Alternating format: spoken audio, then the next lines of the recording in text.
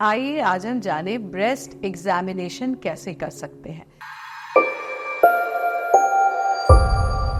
Breast examination ये term, self breast examination ये term पहले यूज होता था।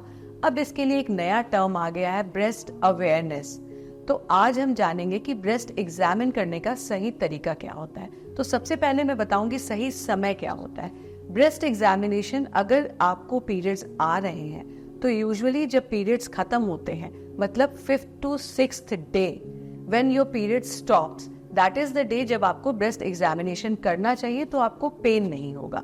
उन महिलाओं में जिनमें पीरियड्स नहीं आते, मेनोपॉज हो गया है, उनको महीने में एक कोई डे फिक्स कर लेना चाहिए और उस दिन उनको अपना ब्रेस्ट एग्जामिनेशन करना चाहिए। तो सबसे अच्छा, जो सबसे सिंपल और सही तरीका जो होता है ब्रेस्ट एग्जामिनेशन करने का, उसमें आपको अपने अपर बॉडी को एक्सपोज करना होता है और बेटर होता है कि आप मिरर के आगे खड़े हो जाएं।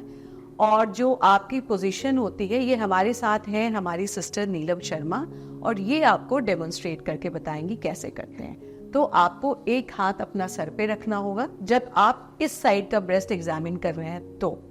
और बेस्ट होता है कि आप वॉशरूम में जब आप मिरर के आगे खड़े होके करें।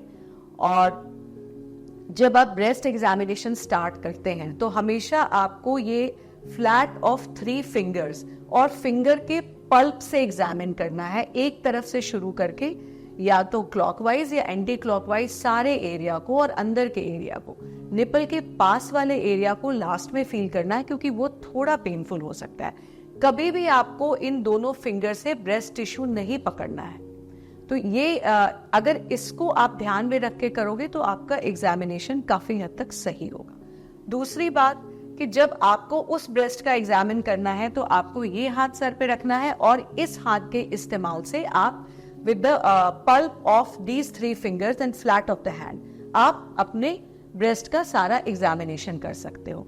ये तो ब्रेस्ट टिश्यू एग्जामिनेशन की बात हो गई। उसके बाद आपको खड़े होके अपने दोनों ब्रेस्ट के निपल के लेवल्स को भी देखने हैं। यूजुअली ये सेम लेवल पे होते हैं, और अगर इनका लेवल ऊपर नीचे हो गया हो और ये चेंज नया है तो ये भी पहला लक्षण हो सकता है ब्रेस्ट कैंसर का।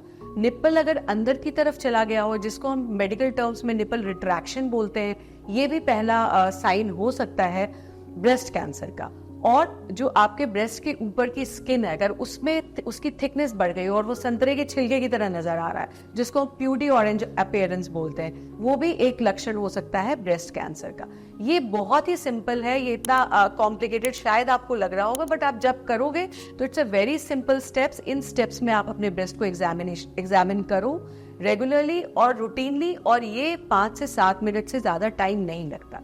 एक और बात कि यूजुअली अगर आपके हैंड में सोप लगा हो नहाने के टाइम, तो ये एग्जामिनेशन आपका काफी इजीली हो सकता है।